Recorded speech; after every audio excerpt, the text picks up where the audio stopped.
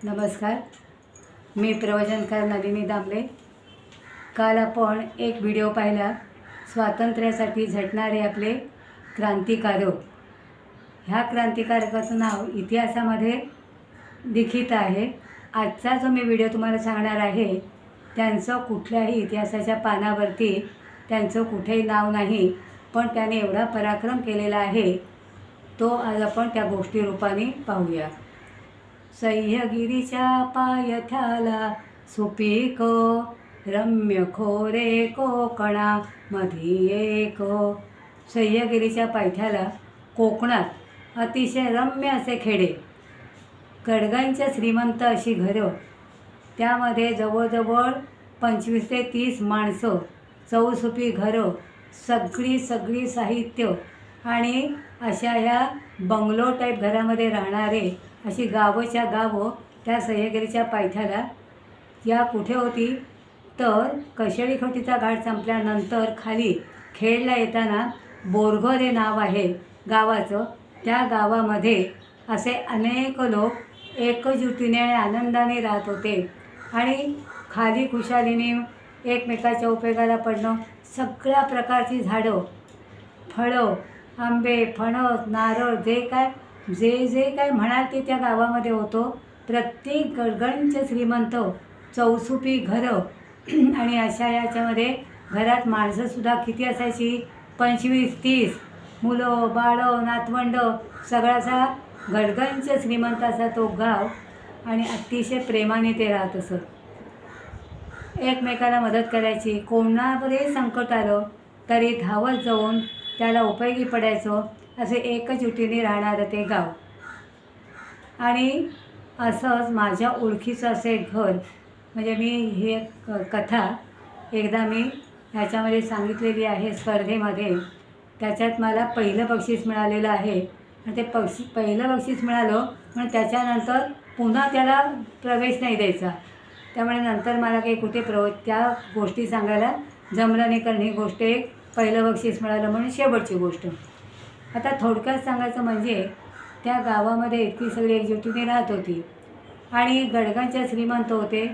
मी जे घरात ज्या राहत होते ते घर कसं बघा, चौसुपी घर, पुढे मोठं अंगण, अंगणामध्ये त्या आजोबांचा झोपाळ्याला कड्या चांदीच्या, त्या झोपाळ्याच्या एका बाजूला पान सुपारी त्यांचा डबा आणि असे आजी आणि आजोबा ते घरातले प्रमुख, ते सांगतील ते प्रमाण। घरात माणसं किती, 4-5 सुना, 4-5 मुलं, म्हणजे त्यांची मुलं, म्हणजे आजीची आजोबांची मुलं, शेतीवाडी कामगार लोक सगळे।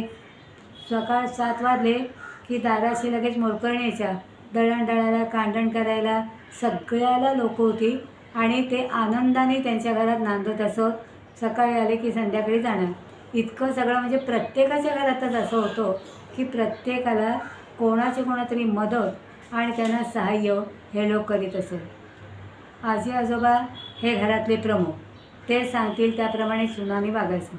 सुनांना गडगंज दागिने होते, एक दिवससुद्धा सुनेने अंगावरचा दागिना काढून ठेवायचा नाही। एक दिवस अशी गंमत झाली की सून होती, म्हणजे नुकतंच लग्न झालं होतं, तिला केवढ्या दागिन्यांची सवय नव्हती, तर तिने ते दागिने काढून ठेवले। लगेच आजोबाचं लक्ष, आजोबा आजीला हात विचारतात, काय गं त्या सुनेचे दागिने कुठे आहेत? आजी म्हणाली, माझं लक्ष नाही, मी विचारते। मग अगं सगळे दागिने कुठे आहेत तुझे? आजी मला नाही, ते जोडतात म्हणून मी काढून, असं आपल्याकडे चालत नाही। सोन्याचे दागिने जे आहेत ते अंगावरच प्रत्येक स्त्रीने घालायचे, अशा ह्या गावातला नियम आहे। कारण काय, श्रीमंती दाखवण्यासाठी नव्हे, पण सोनं अंगावर असलं की चांगलं असतं आणि आहेत नशिबाने तुमच्या ते घाला। त्या दिवसापासून तिने कधी दागिना काढला नाही। याचं एकजुटीचं वातावरण होतं। सगळ्या गोष्टी आजोबा आजीला सांगणार आणि माझी घरी येऊन सांगणार। असे जाता जाता मजेत दिवस चाललेले होते। बरं तिकडे लाईट नाही, पेट्रोलपक्षा बत्त्या। संध्याकाळ झाली की ते मुलंसुद्धा केवढी कामाची आणि एकदम अप टू डेट, म्हणजे ते जर गावात कुठे गेले ना सगळ्याचे, तर कुणाला कळणार नाही की हे शेतकरी काम करणारे लोक आहेत। शेतात झाडीवाडी सगळं करून स्वच्छ एकदम गोरेपान आणि अशी सगळी मंडळी, आणि ती छान त्या गावामध्ये नांदत होती। एक दिवस काय गंमत झाली, आजोबांनी ते संध्याकाळी बसले तिथे, दिवे बिवे लावून झाले, सगळं झालं, सगळ्या मुलांनी शुभंकरोती म्हटलं. शिस्त म्हणजे शिस्त होती तिथे. संध्याकाळ झाली, दिवे लावणे, ओलावणीचा दिवा लागला, त्याला ओलावणीचा दिवा म्हणत असत. तो दिवा लागला की सगळ्यांनाही शुभंकरोती म्हणायचो. एका घरात नव्हे तर सगळ्या घरामधून शुभंकरोती, रामरक्षा, मारुती स्तोत्र संपूर्ण उजळणी झोपाळ्यावर बसून म्हणून. ती झाली की नंतर मग संध्याकाळची जेवणं लहान मुलांची. असं छान शिस्तीत आम्हीसुद्धा त्यातच वाढलो आहे. त्यामुळे सगळं मला अजूनही ते आठवत आहे की किती शिस्त आणि किती आनंद आणि मज्जा मज्जा असायची. आणि असे दिवस जात होते. आम्ही हळूहळू मोठे होत होतो, सगळं काही चाललेलं होतं. आणि एक दिवस आजोबा असे झोपाळ्यावर बसलेले होते. ते झोपाळ्यावर खूप वेळा बसायचे, कधीतरी सुपारी खायचे. माझी म्हणायची त्यांना, किती खाता हो सुपारी, नका ना खाऊ, आता तुमचं हळूहळू वय व्हायला लागलं आहे. मग ते म्हणायचे, अगो अन्नपूर्णे, एवढीशी सुपारी खाली तर मला काय होणार आहे गो, तू काही काळजी करू नको, मला काय होणार नाही, मी तुला खांद्यावरती नेऊन पोचवणार आणि मगच मी जाणार. माझी लाजायची हळूशी आणि घरात यायची. ही गमती जमतीने सगळं चाललेलं असायचं. एक दिवस संध्याकाळी 7 वाजता ना तिथे काळा कभिन्न जाडजूड, एवढा लांब लांब मिशा असा एक माणूस आणि त्याच्याबरोबर 5-6 माणसं दाराशी आली. कोण हाय रे तिकडं, कोण हाय? आजोबाने विचारलं, कोण आहेस रे तू? मी रामोशी हाय. रामोशी? पण त्या जंगलामध्ये रामोशी, कातकरी, सगळ्या प्रकारचे आदिवासी लोक राहत असत. त्यातला एक रामोशी ही संघटना होते त्यांची. मी हाय रामोशी. काय काम आहे रे? माझं काम आहे तुमच्याशी. ये इकडे, पुढे ये ना. पाठीमागून काय बोलतो, ये इकडे. काय काम आहे रे तुझं? तो म्हणाला, उद्या मी तुमच्या घरी दरोडा घालायला येणार आहे. माझ्या घरी दरोडा घालायला तू येणार आहेस? का रे? मला कोणीतरी सांगेल तुम्ही खूप श्रीमंत आहात आणि म्हणून मी तुमच्याकडे दरोडा घालाय. एवढ्यात ना ये. किती वाजता येणार आहे? 7 वाजता ना. किती जणं येणार आहेत? येऊ 6-7 जणं, 8 जणं, 10 जणं. नक्की आकडा सांग किती तो? 10 जणं. ठीक आहे. उद्या संध्याकाळी 7 वाजता ना तू सगळ्या हत्यारांनिशी दरोडा घालायला ये. तुला परमिशन. कारण तो कसं म्हणाला, तो रामोशी म्हणाला कसा की आम्ही चोरून चोरी करत नाही. वाक्य बघा त्या रामोशीचं, अजून आम्हाला आठवत आहे ते. आम्ही चोरून चोरी करत नाही, आम्ही सांगून चोऱ्या करतो, सांगून दरोडे घालतो. एवढ्या मी शूर आहोत हे त्यांना दाखवून द्यायचं. अजून म्हणाले, ये, काही काळजी करू नको, तुला जे काय पाहिजे ते घरातलं घेऊन जा. झाले ते गेले. आजोबांनी आजीला बोलावलं. अगं अन्नपूर्णे, इकडे ये. काय हो? आता मी जरा काम करते, तू काम करायचं नाही. सुना आहेत, मोलकरणी आहेत, काही तू करायचं नाही. बरं येते बा. असं तसं आजी पदराला हात पुसत आल्या. बस इथे. आज काही लाडात आलेले दिसत आहेत. बस इथे, इथे बस. मग बसली आजी. तिला सांगतायत, उद्याला संध्याकाळी पण 4च्या आत मी जे काय सांगतो त्याची सगळी तयारी झाली पाहिजे. सुनांना सांग, सुना मोलकर्णींना सांगतील आणि त्याने त्या सगळ्यांकडनं करून घ्यायचं. काय ते सांगणार, काय झालं आहे ते मी तुलाही सांगणार नाही. कारण तू तिथे बोलशील आणि काहीतरी वाच्यता सगळीकडे होईल. किती परफेक्ट लोक होती त्या वेळेला. नाही तर आमच्या वेळेचं ते सगळा गाजावाजा. मी सांगणार नाही, तू फक्त सांगितलेलं काम करायचं. आज जाऊन सुनांना सांगायचं. जेवण काय करायचं ते पण मी सांगतो आहे. भाकऱ्या, पिठलं, वांग्याची भाजी, लसणीची चटणी आणि कापलेला कांदा, एवढं सगळं जेवण सज्ज पाहिजे. नीट मांडून बिंडून टेबलं, खुर्च्याने टेबल, ते अन्न ठेवायला ह्याची केळीची पानं, बसायला एक सतरंजी मोठी घालायची. 10 लोकांची आपल्याला व्यवस्था करायची. 10 जणं 10 पानं पाहिजे. व्यवस्था वगैरे करायची. काही सांगितलं नाही आजीला, कारण तिला की आजी सांगेल ना तिकडे असे असे लोक येणार आहेत आपल्याकडे, सगळं नीट करायचं हो असं ते सांगेल. म्हणून तिने जेवढं सांगितलं तेवढं तिकडे प्रत्येकजण कुजबूज करत आहे, कोण येणार आहे, कोण येणार आहे, कोण येणार आहे. त्या बाया बापल्या पण दळण दळत आहेत, आज कोण येणार आहे, यांच्याकडे कोण येणार दळत आहेत एकीकडे. कोणाला काय माहिती नाही. संध्याकाळी दुपारचे 3 वाजले आणि भाकऱ्या करायला सुरुवात झाली.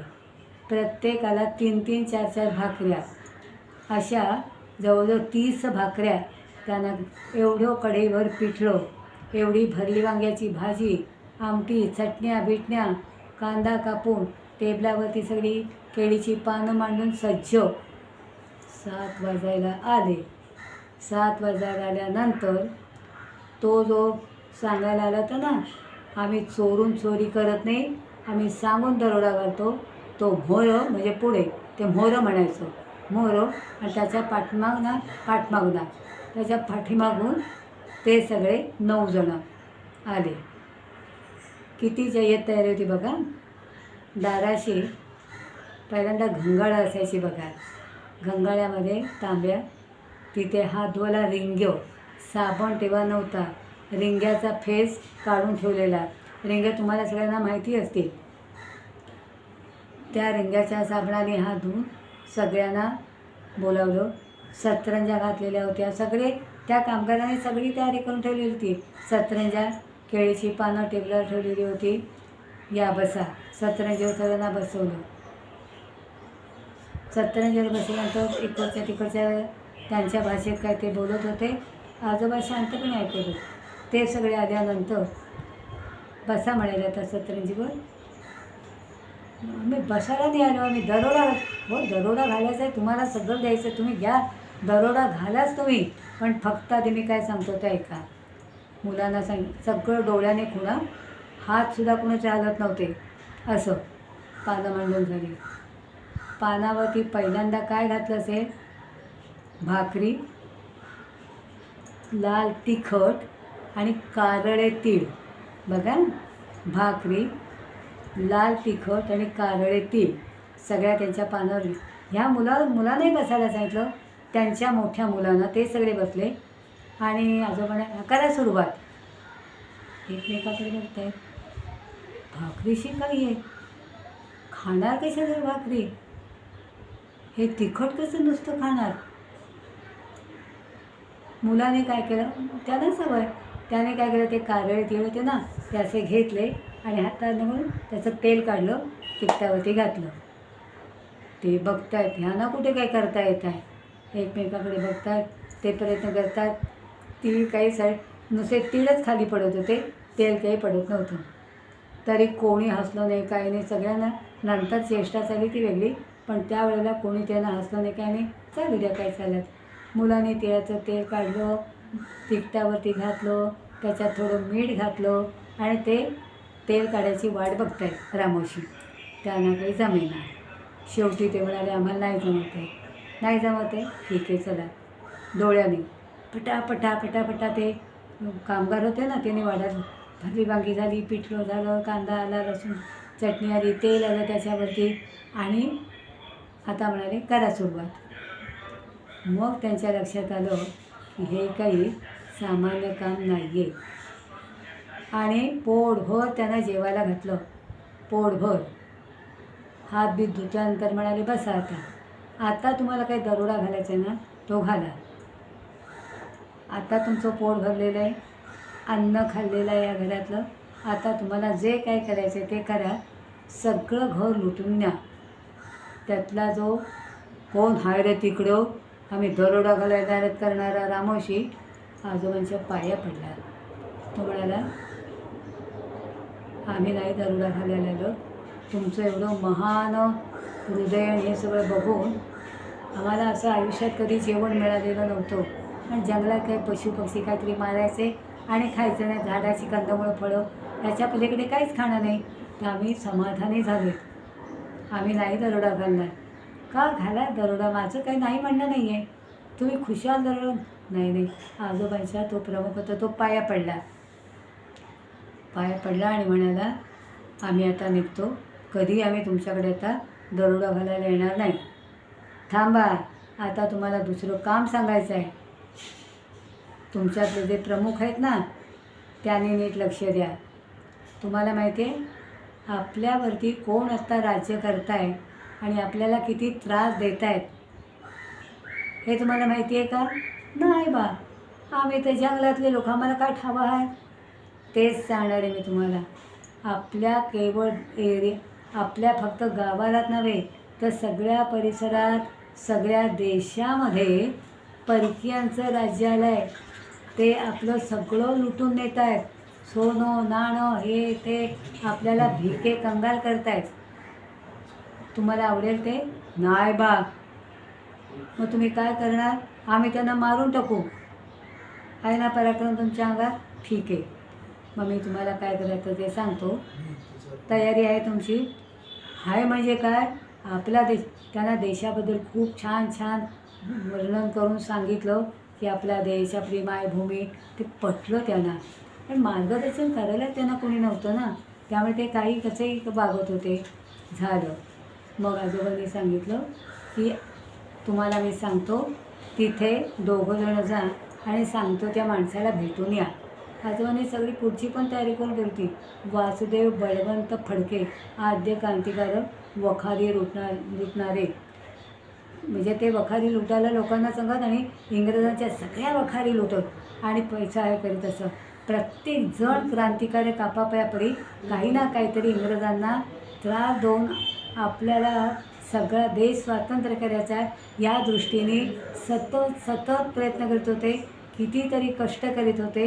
तशातलेच वासुदेव बळवंत फडके. काय आपण सावरकर बघितले, पण सावरकरांचं इतिहासाच्या पुस्तकात लिहिलं गेलं. हे पुस्तकात नाही, ही गोष्ट नाही लिहिली गेली. पण ठीक आहे म्हणून मी सांगते. तर तिथे तुम्ही जा. तुम्हाला मी पत्ता देतो, माझ्या हाताची चिठ्ठी देतो. आजोबाने चिठ्ठी लिहून दिली आणि त्यातले तो प्रमुख होते ते दोघंजणं गेले. तिथे वासुदेव शिरढोण माहिती आहे ना, पनवेलच्या पुढे शिरढोण नावाचं गाव आहे. ते त्यांचं गाव आहे वासुदेव बळवंत फडक्यांचं. पण तिथे राहत नव्हते. ते वखारी लुटायला अनेक निर्धार ठिकाणी गुप्तपणे काम करीत असत. ते तिकडे गेले आणि त्यांना ती चिठ्ठी दिली. चिठ्ठी दिल्यानंतर ते म्हणाले ठीक आहे, कळलं. किती जण आहात तुम्ही? आम्ही 7 जणं. कारण 3 जणं त्यातली होती ना, ती छोटी छोटी अशी म्हणजे कमकुवत होती. ती फक्त आजोबांना म्हणाली आम्ही नाही, तुमच्या घरी आम्ही काम करू, पण आम्हाला वखारी लुटायचं काम नाही. ठीक आहे, तुम्ही इथे बसा. ते सगळेजण तिकडे गेले. त्यांनी कितीतरी इंग्रजांच्या वखारी लुटून नाना प्रकाराने त्यांना त्रास देऊन त्यांच्या कितीतरी प्रमाणात लुटून पैसा, अडका, धनुष्य, शस्त्र कितीतरी लोकांनी ह्या 7 जणांनी अजून ते लोकांना घेऊन गेले आणि त्यांनी कितीतरी ह्या वासुदेव बळवंत फडक्यांना मदत केली. कशासाठी? तर त्यांना कळलं होतं की आपला देश पारतंत्र्य. त्यांना आजोबांनी इतकं सुंदर वर्णन करून सांगितलं होतं की त्यांच्या डोळ्यातनं पाणी यायला लागलं की आमच्या भारतावरती, आमच्या देशावरती तुम्ही राज्य करता, आम्हाला लुटून नेता, असे तेच म्हणाले. आणि इतकं पराक्रमाने त्यांनी काम केलं तिथे की सगळ्या वखारी लुटल्या त्यांच्या. अमाप पैसा मिळाला, पण एक पैसासुद्धा त्यांनी खिशात नाही टाकला. कारण जरी ते म्हणाले ना आम्ही रामोशी आहोत, आम्ही सांगून चोरी करतो, तसं त्यांनी चोरी नाही केली. त्याने खरं जे काय मिळालं ते फडक्यांच्या ह्याच्यात टाकलं, झोडीत टाकलं. आणि अजून म्हणे आम्हाला काही काम असलं तर सांगा, मी तुम्हाला जरूर बोलवेन. आणि ते तिथून मग त्यांच्या पाया पडून आजोबांच्याकडे आले. आजोबांच्याकडे आल्यानंतर काय रे काय केलं तुम्ही? लई काम केलं आम्ही. लई खुश झाला तो. म्हणजे त्यांना तो म्हणजे असं ना, लई खुश झाला तो. तो म्हणाला की तुम्ही लई छान काम केलं, जा आता तुमच्या. आणि मग ठीक आहे, आता तुम्ही काय करायचं पुढचं सांग. तुमच्या ज्या आदिवासी तुमचं वसाहत आहेत ना त्या ठिकाणी आता दरोडे नाही घालायचे. आपल्यावरती लोकांवर दरोडे निघायचे. सगळी झाडं रोपटी काय ते करा, तिथे शेती करायला सुरुवात करा आणि सुंदर घरं बांधा. मी तुम्हाला घरं बांधायला पैसे देतो कारण तुम्ही उत्तम काम केलं. आजोबांनी सगळ्यांना घरं बांधायला पैसे दिले. घरं बांधण्यासाठी त्यांनी कामगार दिले आजोबांनी आणि सुंदर त्यांची झोपडी वजा घरं त्यांना बांधून दिली. आणि त्या रामोशांना इतका आनंद झाला त्यावेळेला की ते सगळेजण आजोबांच्या पाया पडले आणि म्हणे, भगवान तू परमेश्वर आहेस, तू देव आहेस, तूच आम्हाला मार्गदर्शन केलं. म्हणून ते सगळे पाया पडले आणि म्हणाले, आता आम्ही कधी कुठेही चोऱ्या-माऱ्या, दरोडे वगैरे घालणार नाही, हे तुम्हाला आम्ही पाया पडून सांगतो. आणि आजोबांना नमस्कार करून डोळ्यातनं अश्रू येऊन ते निघून गेले. आणि दरवर्षी ते जेवढं उत्पन्न येईल त्यातलं काही उत्पन्न ते नारळाचे झाडं, नारळ लावले, पोफळी लावल्या, फळबागा, फळभाज्या, शेतीवाडी, त्यातलं काय जे येईल ना त्यातलं थोडंसं तरी आजोबांना नेऊन द्यायचे. हा आमचा प्रसाद घ्या म्हणे तुम्ही. आजोबा म्हणाले, मला नको, मला भरपूर आहे. नाही, आमच्याकडून तुम्हाला घेतलंच पाहिजे. असं मतपरिवर्तन हे जे आहे ना ते त्या लोकांची कशी मतं फिरली. म्हणजे आपण जर एखाद्याला चांगलं काही सांगितलं, समजावून सांगायची वेळ आली आणि त्याला योग्य मार्गदर्शन केलं तर तो सुद्धा उत्तम प्रकारे कार्य करून त्याचं मत बदलतं. त्यालाच म्हणतात मतपरिवर्तन. हे आजोबाने त्या तिथल्या आदिवासी भागातल्या सगळ्या लोकांचं मतपरिवर्तन केलं आणि योग्य मार्गाला लावून भरपूर प्रमाणात देशाला स्वातंत्र्य मिळण्यासाठी फूल नाही फुलाची पाकळी म्हणून त्यांना मदत केली. आणि अशा प्रकारे या आदिवासी लोकातल्या या रामोशीने त्यांच्याबरोबर कातकरी आले, अमके आले, तमके सगळ्या प्रकारचे लोक आले आणि त्यांनी आपल्या कामाला सुरुवात केली आणि सगळ्यांना आनंद मिळाला. आणि अशा प्रकारे आपला देश स्वतंत्र होण्यासाठी यासुद्धा लोकांनी किती काम केलं आहे हे लक्षात घ्या आणि आपण काय करतो आहे हेही लक्षात घ्या. आणि त्या आजोबांचं जे काही कौशल्य आणि सगळं एकूण लोकांना एकत्र करून संघटित करून काय कार्य कसं करायचं हे त्यांनी त्या माणसांना सांगितलं. हा खरा मोठेपणा आहे. आणि असे जर आपण संघटित झालो तर आपणसुद्धा आपल्या कुटुंबाचं, आपल्या गावाचं पुनर्वसन किंवा आपण छान करू शकू की नाही, गावापुरता आपण विचार केला तरी पुष्कळ झालं असं मला वाटतं. आणि अशी ही गोष्ट इतिहासामध्ये लिहिलेली नाही, इतिहासाच्या पानात लिहिलेली नाही आहे. फक्त ही गोष्ट मी अनेक गोष्टी वाचते, मला वाचनाचा छंद आहे सगळे. काल मी माझी ओळख देताना सांगितले तुम्हाला की मी काय काय केलेलं आहे. तर अशा या पद्धतीने हे मी केलेलं आहे. तसं आपण सगळ्यांनी आपल्यासाठी करावं आणि सगळ्यांनी आनंदात राहावं असं मला वाटतं. नमस्कार, नमस्कार, नमस्कार.